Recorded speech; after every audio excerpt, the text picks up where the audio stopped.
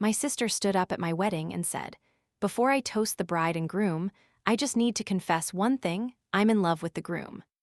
There was a moment of silence so thick you could have cut it with the cake knife. I thought she was making a sick joke. I prayed she was. She was. She didn't blink, didn't laugh, just held up her champagne flute and said, "Soulmates are complicated. Sometimes the universe brings you the right person at the wrong time." My hand slipped off my new husband's arm. I turned to Nate. His face was blank. No horror, no protest, no anything. Like he knew. Like he'd been knowing. Guests shifted. My mom half stood. The DJ turned off the music mid-saxophone. But my sister, Lee, kept talking. "He told me the dream first," she said softly. "I told him not to marry her. I begged him." People gasped. Someone dropped a wine glass. She turned to me, finally, eyes glassy, voice trembling. "I'm sorry, Ellie. I told myself I could let you have him. I thought I could stay quiet. But when I saw my name on the misplaced RSVP card in his tux pocket, I knew I wasn't a secret. I was the mistake he wanted to fix." I couldn't breathe. What RSVP card? What the fuck was happening? Nate stood up, slowly, robotically. "Lee, don't," he said, "not here." But it was already here. Burning, in front of 200 people. The officiant backed away, like he'd stepped into the middle of a war zone. I could feel everyone staring at me, waiting for my face to crack, waiting for the bride to snap. Instead, I smiled. I smiled like a woman who'd just been punched and was trying to pretend she liked it. Then I reached down, took my heels off, and walked barefoot off the stage. People called my name. I didn't turn around.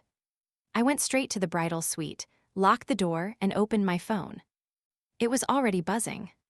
Texts from bridesmaids, cousins, my college roommate. And one message from a number I didn't recognize. "Ellie, I didn't want you to find out like this, but this isn't just about Nate and Lee. It's deeper. I tried to warn you." Attached. A photo. Of Nate. Asleep. With Lee's scarf around his wrist. Timestamped 4 nights ago. In his apartment. Before the wedding. I dropped the phone. My veil got caught on the doorknob when I stumbled backward, and I ripped it off without even thinking. I should have screamed. I should have cried. But instead, I started laughing. Because suddenly, everything made sense. The weird tension between them. How she kept volunteering to help with our couple's counseling. How she accidentally showed up on our first anniversary trip. How she once jokingly said, "If you ever dump him, I call dibs." I thought she was just being Lee. Turns out, she was being exactly Lee. I paced the room, barefoot, gripping the armrest of the velvet chair as if it could anchor me. Then I saw the misplaced envelope. Sitting beside Nate's cufflinks. I picked it up. It was addressed in Lee's handwriting. "To my twin flame, please read before you say I do." My stomach dropped. Inside was a letter, pages and pages of it. Rambling, poetic, disturbing. She wrote about a dream she had where Nate and her were standing in firelight, wearing white, while I watched from behind a tree. She wrote that he smelled like the forest in June, and that she couldn't live in the lie anymore. She ended it with, "She thinks you chose her, but the universe knows better. I felt you. You know where home really is." The door burst open behind me. It was my maid of honor, Jess. "Ellie," she panted. "Are you okay? Everyone's losing their minds. Your mom's crying, Nate's looking for you, and Lee just stormed out like she's the victim." I handed Jess the envelope. She read one page and gagged. "Oh my God, she's unwell." I was shaking now. She said she saw her name in his tux pocket, a misplaced RSVP. Jess froze. Then her face changed. Wait, hold on. I ironed Nate's tux the morning of the wedding. I saw that envelope." My pulse raced. "You did?" Jess nodded, but it wasn't an RSVP card. I grabbed her shoulders. What was it? She swallowed hard. It was a receipt for a necklace. My whole body turned to ice. "What necklace?" She slowly reached into her clutch and pulled out a photo she'd taken earlier that day, for fun. a picture of Nate standing in the groom's prep suite, arms stretched while she steamed his shirt. Zoomed in. You could see a chain peeking from his collar, with a small silver pendant, engraved with an L. I covered my mouse. Jess whispered, "That wasn't for you, was it?" No. No, it fucking was. I stood up, dizzy with rage, and looked at myself in the mirror. Mascara smudged. Lips trembling. Heart shredded. But I was still standing. I took off the veil. The jewelry. The damn ring. And I opened the door. "You're going back out there?" Jess asked. "No," I said. "I'm going somewhere worse." She frowned. "Where?" I grabbed my phone, opened my camera, and said, "Live." The second I hit go live, my phone buzzed like it had been waiting for this. The screen flashed, "You're now live," and within seconds a few dozen people had joined, then 100, then thousands. I didn't even fix my face. I just stepped barefoot into the hallway, holding the phone in front of me like a lantern in a haunted house. Behind me, Jess hissed, "Ellie, are you sure you want to do this?" I didn't answer. I was already moving, past the corridor, down the velvet-carpeted stairs, into the Golden Glow ballroom where my wedding had imploded 20 minutes ago. Gasps. Forks hitting china. One kid whisper-yelled, "Mommy, she's on the internet." I walked straight to the head table, where Nate sat stiffly beside my father, who looked like he'd just seen 2 funerals and a demon possession back-to-back. "Hey, husband," I said into the mic. My voice was steady, but my hand was shaking. He turned pale. "Ellie, please." "Nope." I lifted the phone toward him. "Smile, we're live." He covered his face. Too late. The chat was already blowing up. What did he do? Girl, he looks like a ghost. Someone get the popcorn. Please tell me she's about to ruin his life in real time. And then, with my eyes locked on his, I pulled the chain from my dress pocket. The necklace. Silver, small. Engraved with L. Did you think I wouldn't find it? He blinked fast. It's not what you think. Don't insult me, just confirm it. Is this for Lee? Someone near the back gasped. Another person pulled out their phone. I lifted the letter. The one Lee had writ. Should I read this out loud? I asked the room. Or are we all too full from betrayal? Nate stood up, reached for my hand. Don't do this. Already doing it, I said, voice flat. You and my sister, that's who you really are. Then I turned to the crowd. Anyone else want to confess something while I still have good lighting? Silence. And then, from behind the cake table, Lee reappeared. Barefoot, red-eyed, clutching a tissue like it was a baby bird. Ellie, she whispered, stepping toward me. I wasn't going to say anything, but I have to tell you something else. I clenched the mic. Oh good, I said, because this wasn't quite rock bottom yet. She stepped closer. Nate didn't just love me, she said, voice shaking. He promised me a life, a real one. He said your wedding was a mistake, that he was going to tell you after. Gasps rippled. After, I repeated. She nodded. After the honeymoon.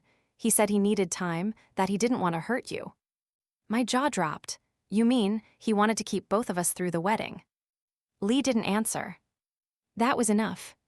I turned back to the camera and said, Hey TikTok, do you want to see something really twisted? Yes. Drop it. This is better than Netflix. I knew he had both sisters. This is giving Gaslight Mansion. I held up the letter. And read one line. If she ever finds out, tell her it was a soul mistake, that we were karmically tangled and meant to learn a lesson, but that it wasn't love, even though we both know it was. I stared at them both. Which one of you wrote this part? They froze. Neither answered. Then, out of nowhere, my cousin Ethan, drunk and messy, stood up on a chair and yelled, Okay, but who's the Mia girl from the texts? Because those weren't from either of you. The entire room pivoted. Nate's face drained. What did you just say? I said slowly. Ethan looked confused. I saw him texting someone named Mia earlier this week, like late-night messages. I thought maybe it was, like, a pet name for Lee or something. Lee's face turned beet red. She shook her head. No, I don't know Amia. Nate stumbled back a step. I zoomed the camera on him. Nate, who's Mia? He opened his mouth, closed it, opened it again. She's no one, she's a friend. You have a third woman, I screamed. The crowd lost it. Aunt Carol fainted. The DJ dropped his headphones. Jess covered her mouth and whispered, You are officially on another planet of fuckery. But I wasn't done. I turned to my mom. Did you know? I asked. Did anyone here know and say nothing? The tension was suffocating. And then, my dad stood up. Quietly, slowly, looked at Nate, and said, You told her the same thing you told your last fiancé, didn't you? Silence. Nate choked on air.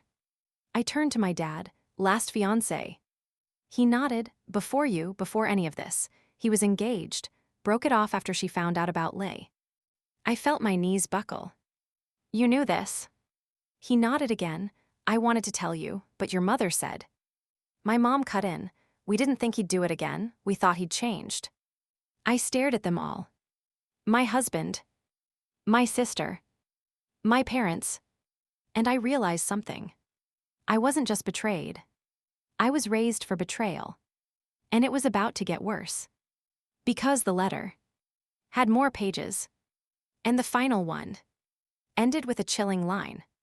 If she ever finds out the real reason I picked her for the wedding, I'll deny everything. But I know you won't. You're braver than me. I looked at Lee. You knew something else. Her lip trembled. And she whispered. It wasn't just love, it was revenge. Revenge, I echoed. My voice didn't even sound like mine anymore. Lee blinked at me, big, broken, betrayer's eyes. Ellie, please don't make me say it here. Say it here, I snapped. You started this circus during my wedding toast, so you damn well finish it before dessert. Nate looked like he was trying to phase through the floor. My mother clutched her pearls. A bridesmaid in the back actually whispered, Oh my God, this is better than Succession. Lee took a breath and said the words that felt like fire through my bloodstream. Nate only proposed to you because of me. I blinked. She kept going, unraveling like a spool of silk drenched in gasoline. I broke up with him, a year ago. I told him I couldn't keep doing this behind your back, that I needed him to choose. And 2 weeks later, he proposed to you. The room fell silent again. Except for the damn live chat, which was exploding. Nah, WTF. He proposed out of spite. Run, girl, run. This man needs to be exorcised. He married you to punish her. I'm gonna be sick. I turned to Nate. My mouth was dry. My heart felt like it was being unstitched from the inside out. Is that true? I asked. He didn't answer. He didn't have to. Because the look on his face, guilt, panic, and that little twitch of the jaw he always did when he was lying, answered everything. I stepped back, like his presence was radiation. You used me to get back at her, and she used me to feel close to you. Lee reached out. I didn't mean to. I pulled away. No, you both knew what you were doing. You didn't fall into this. You jumped together. Nate finally spoke. She wasn't supposed to say anything. I was going to end it. I didn't know how. You didn't know how? I laughed, bitter and cracked. There are apps for breakups, Nate. Hell, there are therapists for cheaters. But instead, you married me, threw me a dream wedding, just to keep playing some twisted emotional ping-pong with my sister. Then, out of nowhere, my phone buzzed again. Still live. Another anonymous message popped up in the DMs. This time, it was a video. Captioned, I'm sorry, but you deserve the full truth. I opened it. It was footage from a doorbell camera. Lee. Outside Nate's apartment, 2 nights before the wedding. In a white nightgown. Kissing him. And whispering. This doesn't feel wrong, it never has. The camera caught everything. The embrace, the way he pulled her in like she was oxygen. I turned the phone around and played it for the room. Nate paled, Lee gasped. The crowd groaned like an audience at a public execution. And then, just as I thought we'd hit bottom, my grandmother stood up. She shuffled to the center of the room, her sequined shawl glimmering in the light, and said, I tried to stop this wedding. I told your mother, I told her, but no one wanted to listen. Heads whipped around. What do you mean? I asked. She turned to Lee. Tell her what I caught you doing in Nate's car 6 months ago. My stomach dropped. Lee's face crumpled. I was just drunk, I didn't mean to. My grandmother cut her off. She was straddling him in the church parking lot after his engagement party. People screamed. One groomsman muttered, I'm getting whiplash. This is actual psychological warfare. I grabbed the mic back. Okay, I said. Okay, since everyone wants to talk. I walked to the cake. Cut a slice. Held it like a mic drop trophy. To my twin flame, who turned out to be a gas leak, I said. To my sister, whose sole mission apparently was to ruin mine. To my parents, who decided keeping family secrets was more polite than warning me. And to myself, who ignored red flags because they looked like love in a tux. Then I grabbed the cake knife and stabbed it into the table. People gasped again. But I wasn't done. Because in that moment, something clicked. I remembered something Lee said earlier. Something that hadn't made sense until now. If she ever finds out the real reason I picked her for the wedding. She wasn't talking about herself. She was quoting Nate. I pulled out my phone again and went back to the letter. Flipped to the back. There, in tiny cursive, was a separate note slipped into the envelope. It wasn't from Lee. It was from someone else. Signed, Mia. And it said, You don't know me, but you should know this. Nate didn't choose you for love. He chose you for proximity. I was just a fling. You're a cover, a perfect family photo. And your sister, she was always the real obsession. I dropped the mic. Literally. Because now, I wasn't just the collateral. I was the cover story. I stood there, barefoot veilless, mascara streaked, staring at the ballroom full of people I thought I loved. Family, friends, guests, liars. The mic rolled to a stop on the floor. The silence was screaming. I held up the letter from Mia, my hand trembling like it didn't want to be part of this anymore. Nate, I said, who the fuck is Mia? He rubbed his eyes like this was just a bad dream, like he could blink his way out of it. I told you, he muttered, she was nothing, a mistake. She sent me this. I held up the second note. She said I was the cover, that you proposed to me so your family would stop asking questions. More gasps, but quieter now, the kind of breath people hold when the truth gets ugly. Lee's voice cut in, brittle and raw. Wait, so I was the obsession and she was the cover. She laughed once, bitterly. Oh my God, she whispered. I wasn't the secret lover. I was the emotional affair, the insurance plan, I was the plan B. Nate snapped, don't twist this. Twist, I shrieked. You built a fucking Rubik's Cube out of my life. I paced to the wedding arch. The flowers were still fresh, mocking me in pastel silence. Let's break it down, I said, loud enough for the phone to pick it up. Timeline check. I started counting on my fingers. 1. Nate proposes to me 2 weeks after Lee dumps him. 2. He hooks up with Mia, sends her this necklace.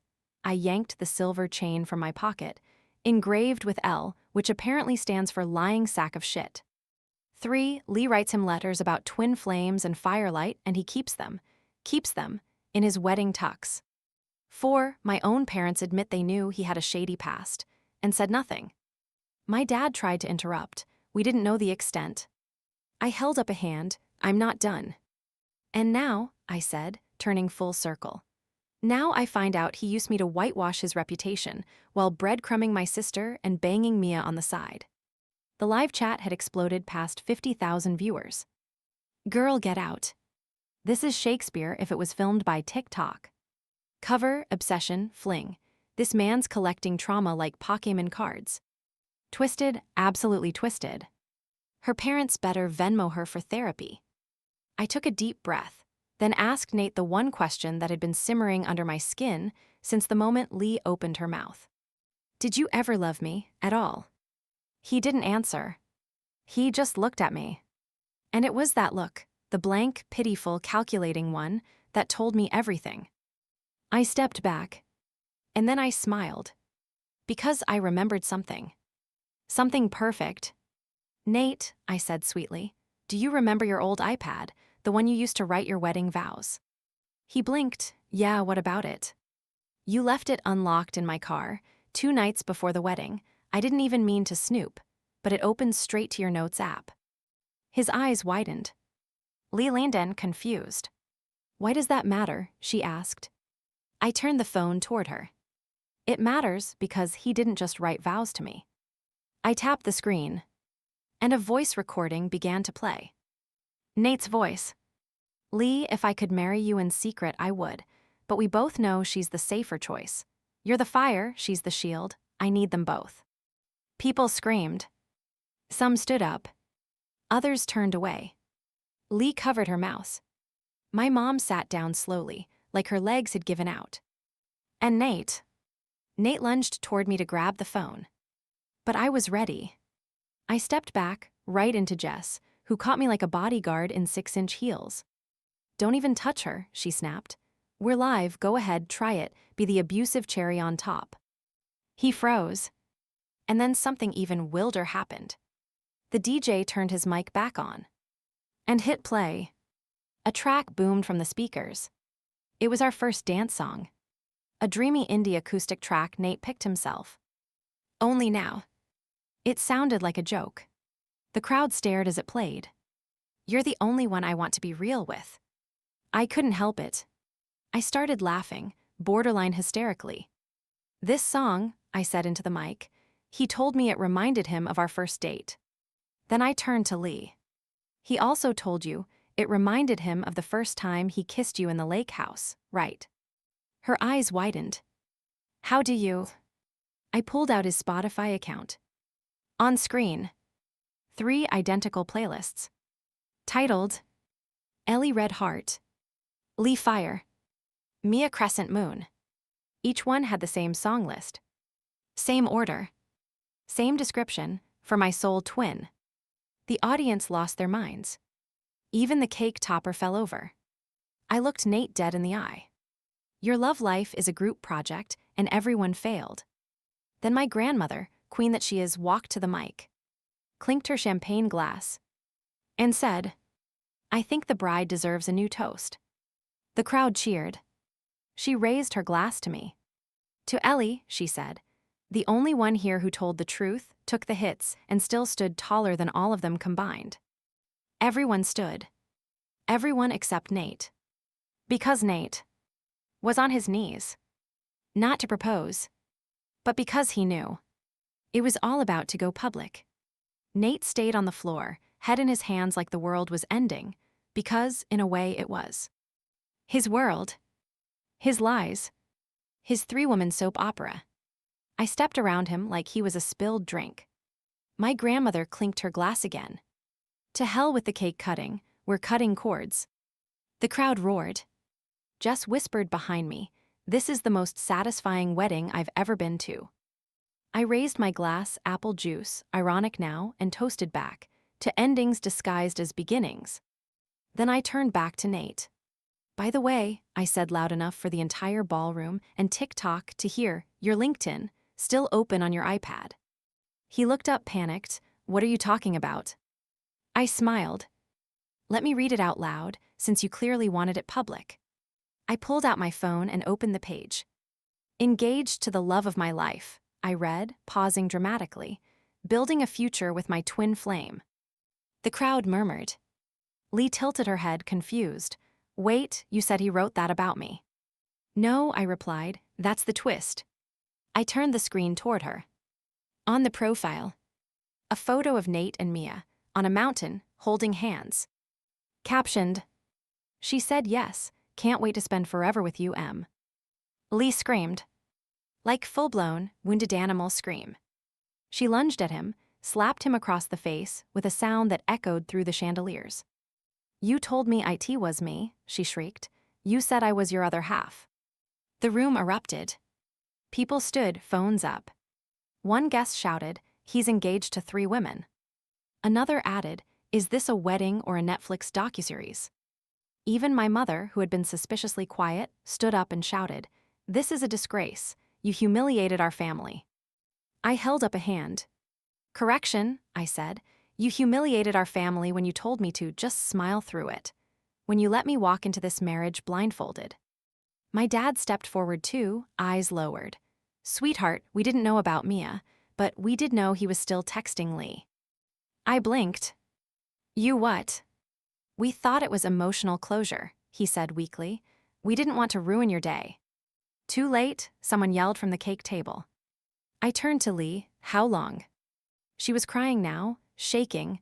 I don't know, we never really stopped. Even after you got engaged, it was just texts, then a phone call, then he'd come over to talk.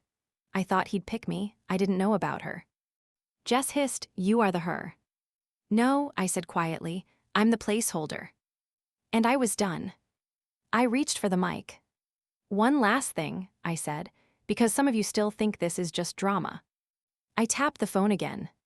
Another DM popped up, anonymous again. Subject line, you missed this, he used us all. Inside. Screenshots. Chat logs. From a burner email Nate had used to message other women. Women who followed his wedding prep on Instagram. Women who saw the ring on his finger and still got messages like, you're the kind of woman I wish I'd met before I got stuck in this. If you ever want to know what I really feel, meet me in private. The last one. Don't worry, the wedding is just for show. You're the one I actually want. There were at least 4 different women. All with screenshots. All from the past month. Lee collapsed into a chair, sobbing. Nate stood dazed, like someone had hit him with a truck made of karma. My grandmother took the mic again. I'm 82 years old, she said, and I have never seen a man try to destroy this many women at once. The crowd gave her a standing ovation. And Nate. He finally spoke. I didn't mean for it to go this far, he whispered. I was just scared. Of what? I asked. His eyes finally met mine. Of being seen, of being just one person, enough, of not having an escape route. I shook my head. You didn't need an escape, you needed a mirror. And then, I walked off the stage. Straight into the hallway. Jess followed. You okay? She asked. No, I said, but I'm done pretending. And just as we were about to leave, my phone buzzed again. Another message. This time, not anonymous. From Mia. And it said, we need to talk, it's worse than you think. He used us all, but you're the endgame, you don't know what you're part of yet. I stopped cold. Jess. She looked at my face. What? I turned the screen toward her. Read the next line aloud. Check the prenup, you weren't just his wife, you were his exit plan. I couldn't breathe. Not because I was crying, I'd done enough of that, but because the rage and shock were taking up all the oxygen in my lungs. Jess grabbed my arm. What the hell does that mean? I read the message again, as if the words would rearrange into something less horrifying. Check the prenup, you weren't just his wife, you were his exit plan. Exit plan, I whispered. What does she mean, exit plan? Jess was already pulling up Google on her phone. We need that prenup, now. We turned back into the ballroom, which was now a full-blown crime scene of reputations. Nate sat hunched over at the sweetheart table. Lee was crying into a waiter's towel. My dad was arguing with my mom about who looked worse on camera, and my grandmother had started passing out extra slices of cake like Holy Communion for the emotionally wounded. I walked straight up to Nate and slammed my palm on the table. Where's the prenup? He looked up, confused, like I'd interrupted his funeral. What? The prenup. I said it slowly, like I was talking to a toddler who just burned the house down. Why does it matter? He mumbled. You said you didn't even read it. And now I fucking will. Jess whispered, Mia said you were the endgame. That means the whole marriage, this wedding, was a setup. I watched his face twitch. I saw it. That millisecond, where he realized the lie had cracked wide open. He looked at me and finally said, it's in the glove box of my car. Jess was already grabbing keys from the table centerpiece, like it was a heist movie. I followed her through the lobby and into the parking lot, still barefoot, veil dragging behind me like the ghost of the life I thought I had. We got to the car. She popped the glove box. And there it was, a red folder labeled prenup, ES and NC. I snatched it open. Inside, buried between legalese and signature pages, was a clause highlighted in yellow. In the event of divorce within 6 months, the bride agrees to forfeit all claim to assets and return any joint property purchased during the engagement period. Normal, right? But then, however, should the marriage continue past the 6-month threshold, the bride becomes entitled to 50% of the groom's business holdings, including future earnings projected from joint content, social media ventures, and influencer partnerships. I froze. Jess read it, then turned to me, eyes wide. He needed to stay married to you for 6 months to cash out. My stomach dropped. And if I leave before that, he walks away with everything. I flipped the page. There was an appendix, labeled sponsorship opportunities. It listed brands, wedding-themed Instagram accounts, sponsored travel honeymoons, a TikTok couple collab channel already registered. He hadn't just married me. He monetized me. Jess muttered, "This man turned you into a walking algorithm." And then we both froze. Because the final page was a marketing pitch, written by Nate. It included a fake narrative. We met through tragedy. She lost her sister and I helped her heal. Audiences will be hooked by the paint-a-love story. 6-month engagement, 2-year arc, eventual heartbreak due to creative differences, then a solo rebrand. I felt my knees give out. He planned to kill Lee off in his fake story arc. He was going to pretend she was dead. "I need air," I gasped. Jess helped me up. "No, you need revenge." We walked back into the venue. I didn't go to Nate this time. I went to the DJ and handed him the file folder. "Play this," I said. He looked at the papers, scanned the QR code on the appendix, and pulled up the marketing deck Nate had uploaded to Dropbox. It was a fucking pitch deck. With slides. Titles like, "How to Brand a Tragedy into a Triumph," "Leveraging Grief for Growth," "Couples Who Cry Bye." The ballroom projector flicked on. And just like that, 150 guests, including both our families, the bridesmaids, the cousins, and 3 flower girls, watched as Nate's get rich or die gaslighting plan played out in Canva animations. Gasps, screams, one aunt crossed herself. Jess grabbed the mic. "Surprise, everyone, the wedding is canceled but the content is ongoing. #griefdegreed." And then, Mia showed up. In person. A tall brunette in a satin jumpsuit, storming through the back doors like she'd been summoned by the algorithm itself. She marched right up to Nate, slapped him, and threw down her own phone. On the screen, a recording of Nate telling her, "Ellie's wedding is just the intro. Once the brand takes off, we'll phase her out." The room lost it. Someone pulled the fire alarm. The sprinklers went off. And there I was, standing in a soaking wet dress, surrounded by the ruins of a wedding/scam, feeling something terrifyingly close to peace.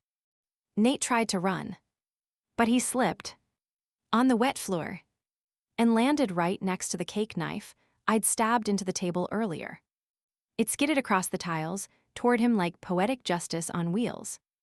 I picked it up, stood over him, and said, "Funny, you wanted 6 months, but your career just ended in 6 hours."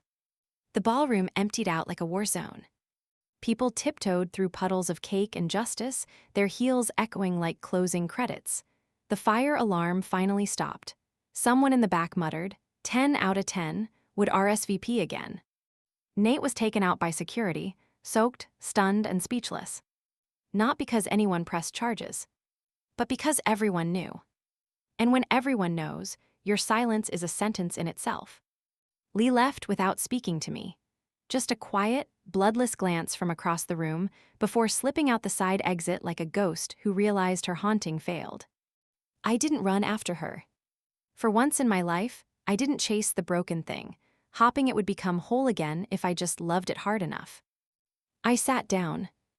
Soaked dress, ruined shoes, a piece of cake in my hand because fuck it, I still deserved sugar.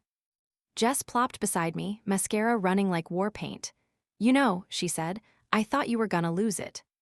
I did, I said, but I lost the right things. She nudged me. He was never gonna give you a clean ending. No, I agreed, but damn if I didn't write one anyway. 2 weeks later, the wedding went viral. Not in the way I imagined. The TikTok live was clipped and re-uploaded across platforms. Bride exposes groom's triple life mid-wedding became a trending search. Someone even animated it in Sims. Every group chat I was in blew up. LinkedIn issued Nate a community guidelines warning. And the influencer couple account he set up. I logged into it and changed the name to Red Flags Anonymous. First post, a photo of me in the rain, veil off, champagne in hand. Caption: Gaslight gatekeep, girl run. The comments were a war zone of support. People came forward. One woman said Nate had DM'd her 3 months ago offering brand collab energy. Another said he tried to book her for a fake engagement shoot while he was engaged to me. Lee, for what it's worth, went silent. Which was mercy. I half expected a Messy Notes app apology or some spiritual quote about twin flame confusion. Instead, she moved out of town, deleted all her socials, and left me a letter on my doorstep. I think I was addicted to the way he made me feel like I mattered more than you, and I hate myself for that. I hope one day you get to love someone without us in the background. I didn't respond, because healing doesn't always need closure. Sometimes it just needs distance. And Nate, he tried to sue me for defamation. Until Jess reminded him the receipts were public. That prenup he thought would guarantee him half. Turns out, he forgot one thing. Consent. Our marriage had grounds for annulment due to fraud. And you can't get half of something when the court says you never earned the title in the first place. So no, he didn't get the brand deals. Didn't get the cash. Didn't get the storybook ending. He got exposed. He got humiliated. He got remembered as the man who tried to brand heartbreak and got buried in the comments section instead. And me. I kept the dress, tore the train, cut the hem, wore it again. At my own party. A celebration called Not Your Wife Anymore. We served champagne and red velvet cupcakes with frosting that said, his loss. I gave a speech. To the women in the room, to the men watching online, to the versions of myself I had to outgrow in order to survive. And I said, he made me feel like I was plan B, but I wasn't the backup. I was the upgrade. He just couldn't handle the real thing. So here's to messy endings. To wedding toasts turned into confessions. To burner phones, dream warnings, and sisters who forget blood doesn't make betrayal softer. And most of all, to the women who find their power after the groom says, I do. Because he didn't. Not really. And I didn't lose him. I dodged him. Is there such a thing as karmic justice? Drop your own wedding horror in the comments.